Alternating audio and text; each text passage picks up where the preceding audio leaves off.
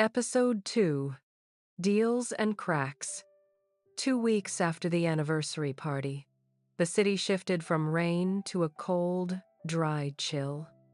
The kind of weather that made the sky look hard and flat.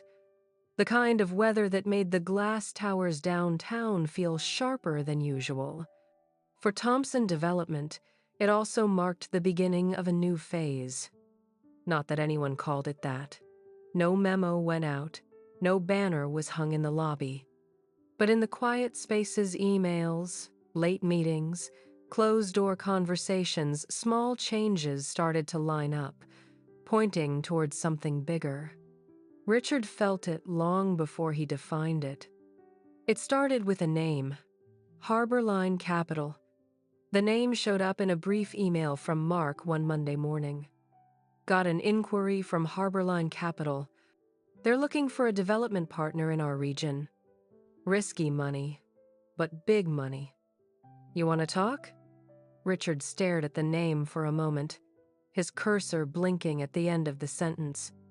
He knew the type, private equity groups with deep pockets and aggressive timelines. They came in fast, promised the moon, and expected returns that didn't always align with the real world. They weren't necessarily dirty, but they weren't clean either. Risky money, but big money. That line stayed in his head. He typed back, "Set a meeting. Let's hear them out." An hour later, Mark was leaning in the doorway of his office. "You're sure?" he asked. "These guys play hard, and they're known for pushing margins to the limit." "Everyone pushes margins," Richard said. "We do it too, in our own way." "Yeah," Mark replied. "But some of us still like to sleep at night." Richard looked up. "We'll listen," he said. "That's all. Listening doesn't cost us anything." Mark's expression said he wasn't convinced, but he nodded. "Okay," he said. "I'll bring you the background file, and maybe some antacids." He left. Richard turned his chair slightly, looking out at the city. He thought about growth charts, about competitors he had watched climb past him in the last 5 years, backed by money that didn't care about slow and steady. He thought about Emily's words under the taco truck awning. "The market is changing. Your company will either rise with it or get swallowed by bigger players." He did not want to be swallowed. The Harborline meeting was set for Wednesday afternoon. The conference room was prepared like a stage. Fresh coffee, bottled water, a plate of untouched cookies, a screen ready for presentations. Richard and Mark sat at one end of the table. 2 other senior managers joined them, flipping through printed packets. Harborline arrived like they owned the place. 2 men, 1 woman, all in tailored suits that whispered money, easy smiles, firm handshakes. The woman, Dana, did most of the talking.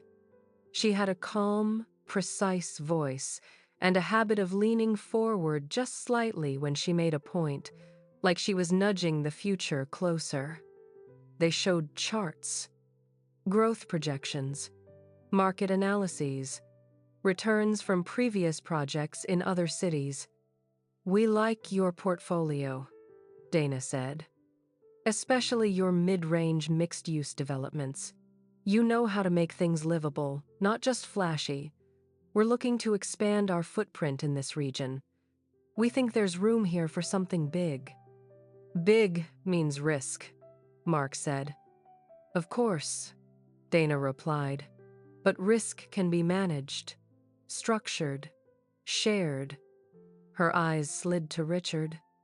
"With the right partner," she added. They talked for an hour. Harborline wanted to inject significant capital into a new project. Something large. Something that would put Thompson Development in a different league. In exchange, they wanted speed, aggressive timelines, creative accounting, flexible interpretations of what on paper meant. We're not asking you to break the law, Dana said. We're just asking you to use it to its full flexibility. Richard's jaw tightened. What about community impact? One of his managers asked. We have a reputation here. We've built trust with the city. We can't just pave over everything. Dana smiled. We understand, she said, and we respect that. But there are ways to move faster without hurting the people who matter. We have teams who specialize in that balance. The key is alignment at the top.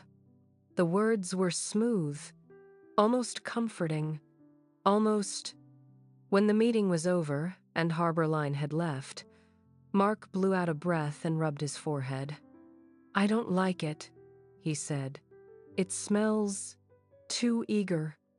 It smells like every big player in this town, one of the other managers replied. They're all using this kind of money. That's how they're buying land out from under us. Richard stayed quiet for a moment. What if we pick one project? He said finally. One we design carefully. One where we control more than they do. You know that's not how these people work, Mark said. Once they're in, they're in. They don't like being passengers. Neither do I, Richard replied. He looked at the empty doorway where Dana had stood an hour ago. We don't have to say yes, he added. But we can't pretend they don't exist. I want more analysis, models, worst-case scenarios, best case, everything. He turned to Mark. And I want Emily in on this, he said. She sees angles the rest of us miss. Mark frowned. The new girl? He asked. You want her on a deal like this? I want every sharp mind I have, Richard said. This isn't a routine renovation. We can't afford to look at it the way we always have. After a second, Mark nodded slowly. Fine, he said. But if this blows up, I'm saying I told you so from the witness stand. Emily came to his office later that day with a notebook and a focused expression. You asked for me? She said. Yes, Richard replied. Close the door. She did. He briefed her on Harborline. He kept his voice neutral, his tone all business. She listened without interrupting, jotting down a few quick notes. When he finished, she leaned back slightly in her chair. So, she said, the Shark Tank found you. That's one way to put it, he said. They've been circling the city for a while, Emily said, picking up small developers, flipping properties, buying influence in planning commissions. I thought they'd knock on your door sooner. He raised an eyebrow. You seem well informed, he said. I make it my business to know who's moving what, she replied. If they want you, it's because you have something they haven't cracked on their own. And what's that? He asked. Reputation, she said simply. This city trusts you more than it trusts them. They want your name on their projects, so the community thinks, if Richard Thompson is involved, it must be okay. There was something both flattering and unsettling in that. I haven't decided anything yet, he said. Right now, I just want analysis. You, Mark, and I will work through different scenarios. You know Mark's going to argue against them, Emily said. That's his job, Richard replied. It's mine to decide. And mine? She asked. He held her gaze. Yours is to show me the real numbers, he said. Not the ones they want us to see. How bad it can get, how good it can be, what we'd have to trade either way. Emily was quiet for a moment. This is more than a project, she said. If you go into business with them, it won't just change one building. It'll change the way you operate. I know, he said. She leaned forward.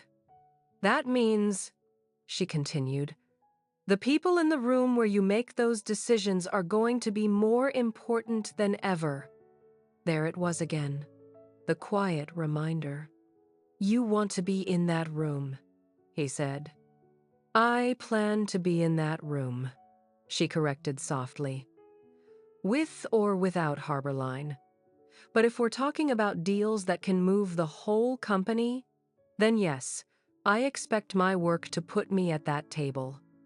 He thought of her presentation on Westbrook, of Mark's grudging compliment, of the way other managers had started to send her reports for review. You're already closer than most, he said. That's not the same as being secure, she replied. You know who survives when big money gets involved? The ones who are too valuable to cut. Her eyes did not waver. I intend to be one of those, she said. He felt the air in the room tighten a little, like a string being pulled. Help me see this clearly, he said. And you will be. It was not a promise spoken in the flowery language of mentorship. It was a line, an understanding. Emily heard it. He could see it in the subtle shift of her shoulders, in the small exhale she allowed herself. I'll start on it tonight, she said. I'll have a preliminary model by tomorrow afternoon. She stood to go. At the door, she paused. And Richard, she said, not turning around. This is one of those moments you talked about in your anniversary speech. What moments? He asked. The ones where you said you had to make a choice that scared you, she replied. Back when you started the company. Back before the nice office and the comfortable life. Just remember how that felt. She opened the door and left. He sat there for a long time, staring at the empty chair she had just occupied. The next 3 days blurred into late evenings and glowing screens. Emily's models were thorough and brutally honest. Scenario A. Partner with Harborline on a large-scale waterfront development. High risk, high return. Huge exposure if anything went wrong. Scenario B. Decline Harborline. Continue with current growth plans. Slower. Safer. A risk of being boxed out of prime locations by competitors with deeper pockets.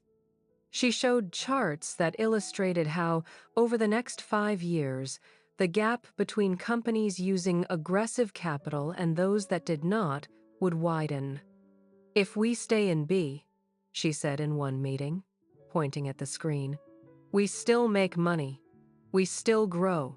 But others will outgrow us. They'll own the most visible spaces. They'll set the tone. We'll be stable, but we won't lead. And in A? Mark asked. In A, she said. We could leap ahead, or we could fall hard. There's less middle ground. Mark rubbed his temples. So either we slowly become the safe, boring company, or we take a shot at being one of the big players and hope we don't blow up, he said. That's an oversimplification, Emily replied, but not entirely wrong. Richard watched them. He noticed how easily Emily handled Mark's skepticism now. She didn't flinch. She didn't raise her voice. She just kept bringing it back to data and structure. After the second long session, Mark stayed behind as the others left. You trust her? He asked, nodding toward the door Emily had just exited. She's good, Richard said. That's what matters. Mark studied him. Good isn't the same as loyal, he said. You know that. Loyalty is built, Richard replied. Not given. Sometimes it's bought, Mark said. Richard's jaw tightened. I'm not buying anyone, he said. Mark held up his hands. I'm just saying, he said. If we're about to invite a group of sharks into our pool, we should be very sure the people standing closest to us aren't going to push us toward the deep end when they smell blood. He left before Richard could answer. That evening, Richard sat alone in his office, the city a grid of lights outside his window. Laura had texted him an hour ago. Kids and I already ate. There's pasta on the stove if you're hungry when you get in. Don't stay too late. He had replied, just one more meeting. I'll be home soon. There was no meeting. He was just sitting with the weight of a decision that felt too big to make and too dangerous to avoid. The floor outside his office was mostly dark. Only the exit signs and a few emergency lights glowed faintly in the hallway. A soft knock came at his door. Come in, he said. Emily stepped inside, holding a stack of papers and her laptop. I have one more set of numbers for you, she said, and a suggestion. It's late, he said. You should go home. So should you, she replied. But here we are. She placed the papers on his desk.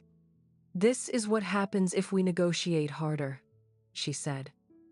If we push back on Harborline's front-loaded terms, we'll lose some of the upside they're flashing at us, but we'll also bring the risk down a notch. He glanced at the graphs. The red lines weren't as steep. The blue ones weren't as high. It looked more human. And your suggestion? He asked. She sat down in the chair across from him, crossing one ankle over the other. My suggestion is that you stop pretending you can have everything, she said. You said it yourself in your speech. You built this company by taking calculated risks, not reckless ones, not zero risks, calculated. I know what I said, he replied. I was there. Then live it, Emily said. You don't have to say yes to every demand Harborline makes. You don't have to sell your soul. But pretending that you can keep doing exactly what you've been doing and still win against people like them? That's not caution. That's denial. Her words were sharp, but her tone wasn't unkind. It was urgent. What do you think I should do? He asked. Personally? She said. I think you should take one deal, one big one, with safeguards, with clauses that give you more control than they're comfortable with. Enough for you to grow, not enough for them to own you.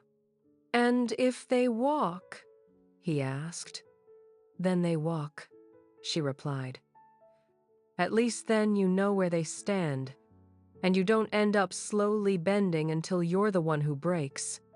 She hesitated, then added, and while you do that, you need people in your inner circle who are not afraid to tell you when you're stepping too close to the edge. There it was. Again, the quiet insistence. People like you, he said. People like me, she agreed, who are invested in your success because it's tied to theirs, who have something to gain if you make the right call and something to lose if you don't. Richard looked at her. This is where you ask for something in return, he said. Emily held his gaze. I don't have to ask, she said softly. You already know what I want. Say it anyway, he replied. She took a breath. I want a promotion, she said. Move me out of mid-level analysis. Put me in a position where I can actually influence strategy. Associate Director of Development, or something equivalent. Title matters less than access and authority. That's a big jump, he said. My work justifies it, she replied. You've seen it. So have others. I'm not asking you to hand me something I haven't earned. I'm asking you to admit I've earned more than you've given. And if I say no? He asked. She thought about that for a second, then answered honestly. Then I'll keep doing my job, she said. I'll keep making you money, but I'll also start talking to other people. This town has more than one developer.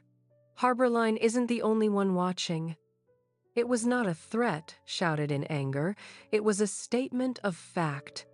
You'd leave? He asked. I didn't say that, she replied. I said I'd keep my options open, the same way you're keeping yours with Harborline.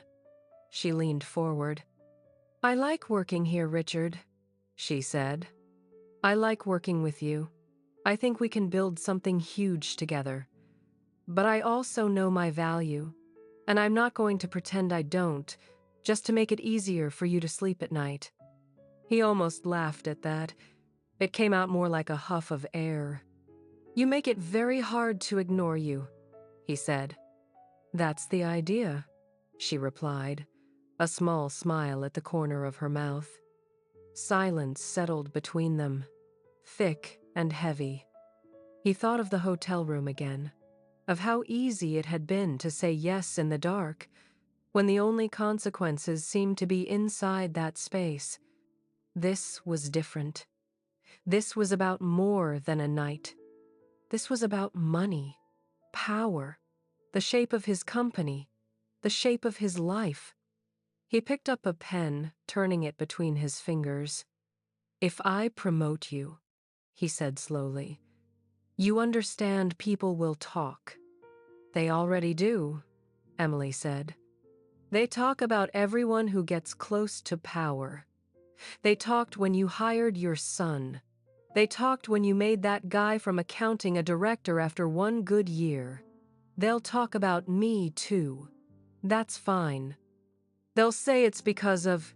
He stopped. Because of what happened, she finished for him. Sure, some of them will. Let them. You and I will know it's not that simple. Her eyes didn't blink. And if it makes you feel any better, she added, I never sleep with someone just for a title. It was a crude sentence, delivered with calm honesty. It made his skin prickle. So what was I? He asked quietly. She didn't look away. You were a choice, she said. One of mine, not a transaction. Don't cheapen it for both of us.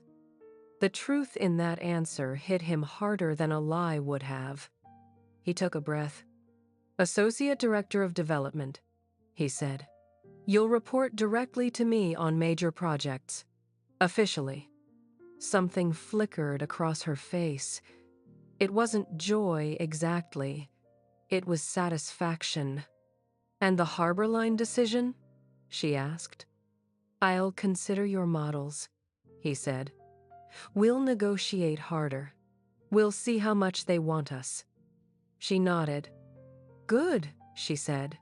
Because they do want you. Don't forget that. She stood to leave. At the door, she turned back one last time. You're not selling your soul tonight, she said. You're just opening a new line of credit with the universe. Make sure the interest rate doesn't eat you alive. She left. Richard sat alone with the echo of her words. He thought of Laura, of Ethan, of Chloe, of the house in the suburbs and the life they had built. He thought of the company he had raised like a second child. He thought of Harborline, waiting with their contracts and their capital. And he thought of Emily, ambitious and unapologetic, moving closer to his side of the table, not just as the woman he had slept with in a hotel room, but as someone now officially tied to his decisions. The unspoken part of their arrangement, the mix of desire and advantage, of guilt and opportunity, hung in the air like a scent no one could name but everyone could feel. Without setting a time, without signing any document, without ever saying the exact words out loud, a deal had been made that night. Not with Harborline. Not yet. Between Richard and Emily, you help me rise. I pull you up with me. We both pretend it's only about the work. For now, outside, the city kept shining, bright and indifferent, as the next move in a much larger game slid quietly into place. The wife who knows without proof. On good days, Laura liked to think of her marriage as a house she and Richard had built together. Not the one in the suburbs with the white trim and the stone walkway. The other house, the invisible one, made of years, of shared secrets, of fights that ended in laughter and bills that somehow always got paid. On bad days, she imagined running her hands along its walls and feeling hairline cracks under her fingertips. Lately, there were more bad days. It started with the smell. Not perfume on a shirt collar or lipstick on a sleeve, the clichés she'd seen in movies. It was subtler than that. A faint trace of something unfamiliar that clung to his suit when he came home late. Warmer, sharper. Not the laundry detergent she bought on sale or the vanilla lotion she used at night. The first time she noticed it, she was in the laundry room, emptying his pockets. His jacket lay over the back of a chair, and as she passed, the scent reached her, a thin line in the air. She stopped, sniffed again, then shook her head at herself. Hotel soap, she decided, or someone's cologne from the elevator. She tossed his things into the basket. But once you notice something, you can't exactly unnotice it. The late nights multiplied. Richard had always worked long hours. That was nothing new. But there was a difference between seasonal chaos, big projects, tight deadlines, and this new kind of steady, buzzing distraction. He didn't just come home late. He came home somewhere else. She would find him sitting on the edge of the bed, scrolling through emails at midnight, or standing at the kitchen window with his phone in his hand, staring out into the dark backyard long after the kids had gone upstairs. "Everything okay?" she asked one Tuesday night, when he'd been silent through most of dinner. "Just work," he said. "We're looking at a new financial partner. It's complicated." "How complicated?" she asked. He shrugged. "Big money," he said. "Big decisions. The usual." "The usual used to mean choosing between one bank and another," she replied. "This sounds like more than that." He gave her a tired half-smile. "You always were good at reading between the lines," he said. She wanted him to keep talking, to tell her what kept him awake, what made his jaw tight and his eyes far away. For a long time, he had. In the early years, they'd sat on second-hand furniture and gone over contracts together, her lesson plans pushed aside so she could help him check numbers. "I'm not a lawyer," she would say. "You're smarter than half the ones I can afford," he'd answer. They hadn't done that in a while. Now, instead of pulling her in, he seemed to be pulling the details into a closed fist she wasn't allowed to open. He changed the subject to Ethan starting at the company in a few weeks. Laura let him, but the unanswered questions sat between them like a third person at the table. The next crack came on a Saturday. Laura was in the living room, standing on a chair, trying to wrestle the curtains down so she could wash them. The house felt stale. When she was younger, she would clean furiously whenever she felt anxious, as if wiping down surfaces could somehow erase whatever was wrong. Some habits never left. She tugged too hard. The rod came loose from one side and swung down. She yelped, lost her balance, and the world tipped. Before she could hit the floor, two strong hands caught her around the waist. "Whoa, Mom," Ethan said. Trying to give yourself a concussion? She laughed, breathless and a little shaken, as he helped her steady the curtain rod and climb down. You scared me, she said. I thought you were upstairs. I was, he replied. Heard the death crash and figured I should come supervise. He took the rod from her and set it carefully on the couch. There, he said. Less risky. That should have been your dad's job, Laura muttered, more to herself than to Ethan. But he heard. He left already, Ethan said. Early meeting. He was on the phone the whole time he was pouring his coffee. Did he say where? She asked. Ethan shook his head. Just downtown, he said. New partner, I think. He looked stressed. Laura picked up the curtain, her fingers worrying the fabric. Did he seem okay to you? She asked. Like, health-wise? Ethan frowned. Yeah, I guess. Tired. Distracted. He looked at her more closely. Is everything okay? He asked. You've been kind of quiet about him lately. Not your usual, your father and his long hours jokes. She forced a smile. I'm fine, she said. Just old curtains and nosy kids getting on my nerves. He didn't look convinced, but he let it go. She tried, for a while, to blame everything on age. They were both almost 50. Of course they were tired. Of course there would be nights when they crawled into bed and rolled to their own sides without touching. Of course there would be times when work would take more space than romance.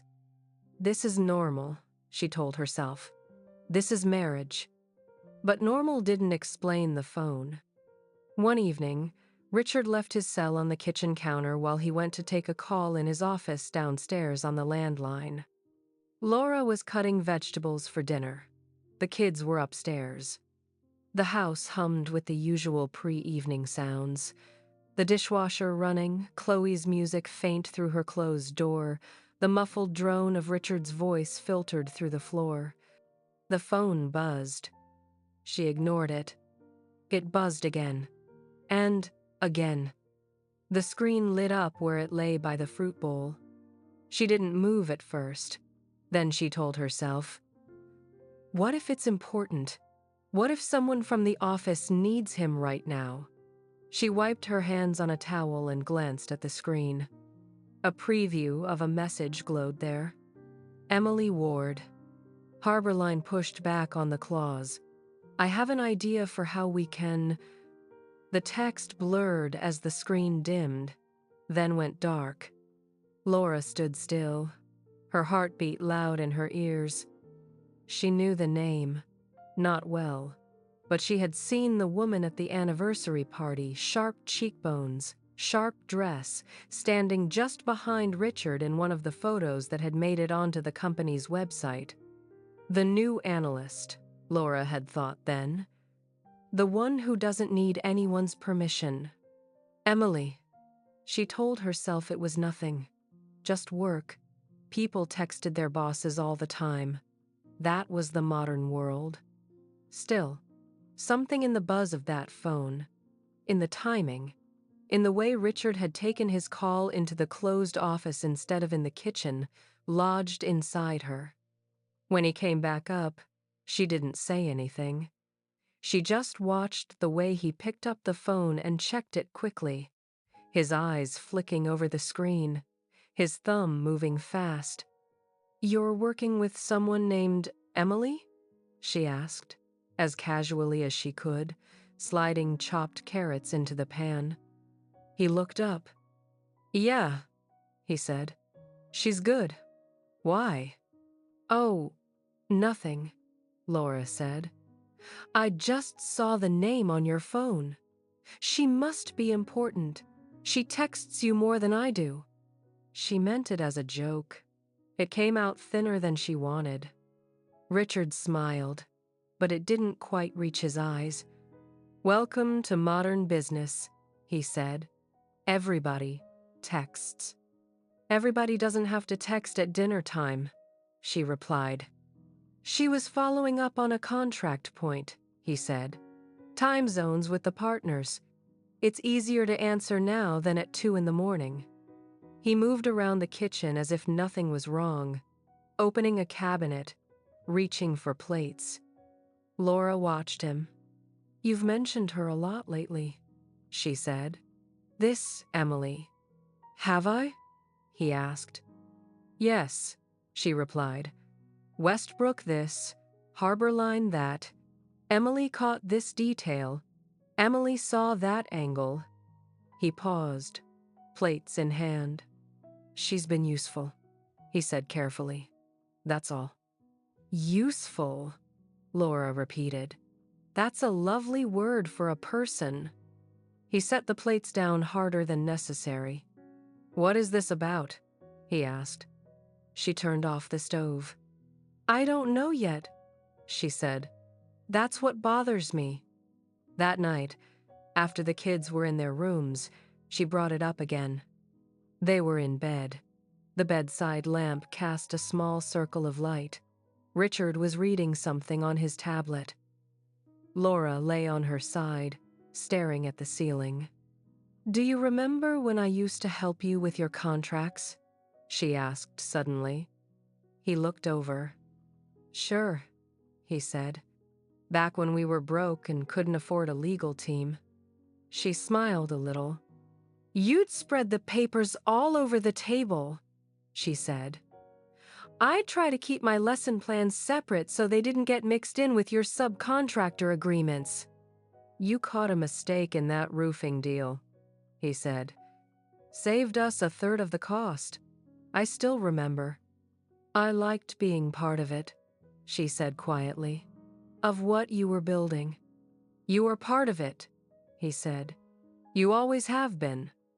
She turned her head to look at him. Then why do I feel like I'm on the outside now? She asked. Like there's a room where the real decisions happen, and I'm not allowed near the door? He set the tablet down, rubbing his forehead. Laura, he said, it's not that. The company's bigger now. There are more moving pieces. I can't drag everything home like I used to. It's different. Different, she repeated. Not just bigger. Different. He hesitated, then said, I don't want to put stress on you. Some of these deals, they're ugly. They keep me up at night. Why should they keep you up too? She laughed once, without humor. Newsflash, she said. I'm already up. I can't fix what I don't know about. A silence stretched. Are you asking if I'm hiding something? He finally asked. She met his eyes. I'm asking if you are, she said. He held her gaze, and for a second, she saw something flicker there, something like panic, quickly smoothed over. I'm working, he said. I'm trying to keep us afloat in a market that's getting more brutal every year. That's all. You have to trust me. Trust. Such a simple word. So heavy, suddenly. She nodded slowly. Okay, she said. Then help me. Throw me a piece of the truth so I don't feel like I'm drowning in guesses. He exhaled. There's a group called Harborline, he said. Private equity. They want to put a lot of money into a development with us.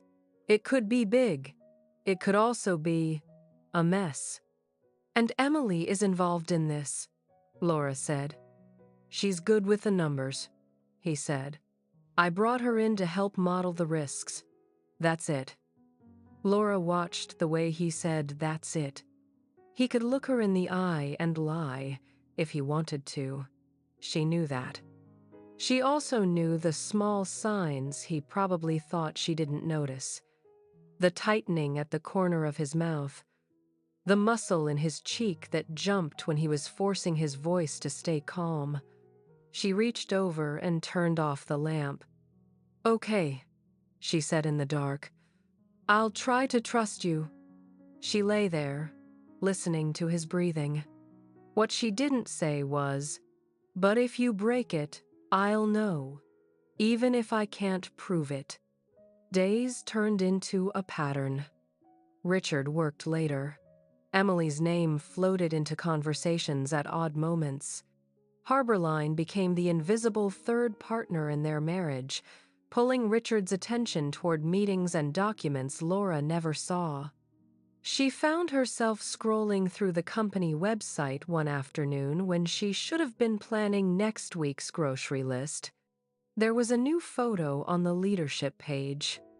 Associate Director of Development, Emily Ward. Laura clicked on it. Emily's headshot filled the screen. Dark hair to her shoulders, calm eyes, confident half smile. The bio underneath listed her accomplishments in neat bullet points. Laura read every word. When she was done, she leaned back from the laptop. 28? She thought. I was changing diapers at 28 and grading essays after midnight. She's managing million-dollar projects. She wasn't jealous, exactly. Or maybe she was, just a little. But it wasn't the career that made her chest tighten. It was the knowledge that this woman spent more waking hours with her husband than she did. That evening, she printed the bio by accident when Chloe asked her to help with the printer. The paper slid out, Emily's face and credentials in black and white. Laura stared at it for a second, then folded it in half and tucked it into the back of a drawer. She wasn't sure why. The first real fight with Richard came on a Thursday. It started over something small, as big fights often did. Ethan had called to say he wanted to delay starting at the company for a few weeks, to finish a side project with a friend. Richard had gotten off the phone tight-lipped. "He needs to commit," he said, pacing the kitchen. "This is not a game. This is his future." Laura leaned against the counter. "He's 22, she said. "He's allowed to try things.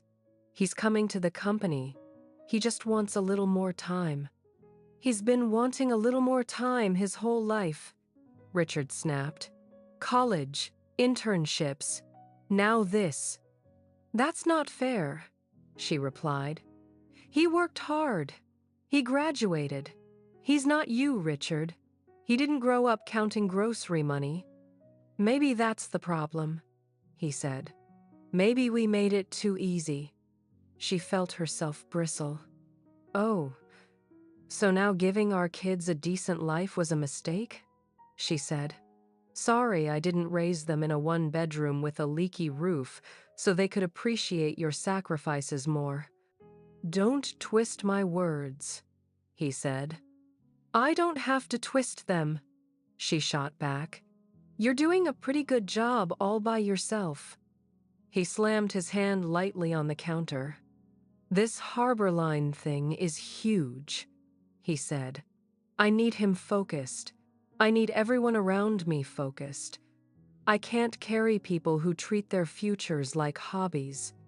There it was again. Harborline. The ever-present ghost. "You know who sounds like a hobby lately?" Laura said, before she could stop herself. "Me. This house. This family." He stared at her. "What is that supposed to mean?" he asked. "It means," she said, her voice shaking now. "You've been living in boardrooms and hotel bars and group chats with your young, brilliant team, and when you come home you treat us like background noise." His expression hardened. "This is not about Emily or anyone else," he said sharply, hearing what she hadn't said. "This is about the company, about survival. Don't make it something it's not." "How would I know what it is?" she asked. "You don't let me see any of it." "That's because I'm trying to protect you," he snapped. She laughed, the sound brittle. "Protect me from what?" she demanded. From knowing what my husband is betting our future on, or from knowing who he's betting it with? They stared at each other across the kitchen. I haven't done anything wrong, Richard said finally, his voice low. It wasn't the words that made her heart stutter. It was the way he said them, carefully, slowly, like someone building a sentence that was technically true if you didn't shine too much light on it. She felt something inside her quietly shift. Okay, she said, after a long moment.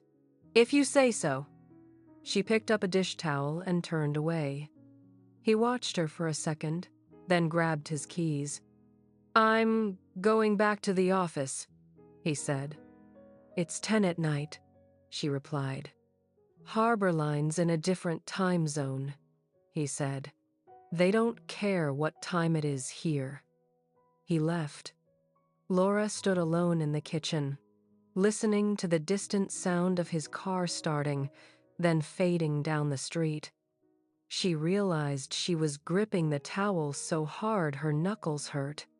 Upstairs, a floorboard creaked. Chloe appeared at the edge of the hallway, in pajama shorts and an oversized t-shirt, hair pulled into a messy bun. She looked younger and older at the same time. You okay, Mom? She asked softly. Laura looked up and forced a small smile. Yeah, she said. Just grown-up stuff. Chloe leaned against the banister. I heard you, she said. And Dad? You weren't exactly whispering. Laura closed her eyes for a second. Sorry, she said. We shouldn't drag you into it. It's too late, Chloe replied. I live here. She hesitated, then came down a few steps. Is Dad cheating on you? She asked bluntly, her voice barely above a whisper. The question knocked the air out of Laura more than she expected. She wanted to say no. Of course not. He would never. The words sat on her tongue. But she saw again the unfamiliar perfume, the late-night texts, the way he'd said, I haven't done anything wrong, instead of no, when she had pushed him. I don't know, she said finally. It was the truth. It hurt to say it. Chloe's face crumpled for a moment. Then she straightened. Do you want me to be mad at him? She asked. Because I can do that. I'm good at being mad. Laura shook her head. I don't want you to pick sides, she said. I just want you to be okay. Both of you. We're not the ones you should be worrying about, Chloe said. You should be worrying about you. Laura stepped forward and pulled her into a hug. For a second, Chloe resisted, stiff in that teenager way that said, I'm grown now. Then she folded into her mother's arms, clinging harder than she probably intended. I hate this, Chloe mumbled into her shoulder. I hate feeling like something's wrong and nobody's saying it out loud. Me too, Laura whispered. They stood like that for a long time. In the weeks that followed, the cracks didn't heal. They didn't explode yet, either. They just deepened. Richard spent more hours at the office. Harborline moved from possibility to negotiation. Emily's promotion became official. Ethan finally agreed on a start date, though his enthusiasm had dimmed under the weight of his father's expectations. At home, conversations became shorter. Jokes didn't land as easily. In the quiet moments at night, when the house finally settled, Laura would lie awake and listen to Richard breathe beside her. Sometimes his breathing was slow and even. Sometimes it was shallow, like a man who was running in his sleep. She would stare into the dark and think, he's lying to me. Not necessarily about a woman. Or maybe about a woman. About something, anyway. about where his mind went when his eyes went distant, about how deep he was already in with the sharks. He pretended he was only considering. She had no proof, no photographs, no receipts, only the small, precise knowledge that the house they had built together was making a sound she recognized. The almost inaudible groan of wood under pressure. The sound of walls holding. For now, Laura wasn't a lawyer or a financial analyst. She didn't know all the terms on the contracts that were pulling her husband in new directions. But she had lived with him long enough to read the weather in his eyes. Storms were coming, and she knew without proof, without hard evidence, that when they finally broke, they wouldn't just hit the company. They would hit the family first,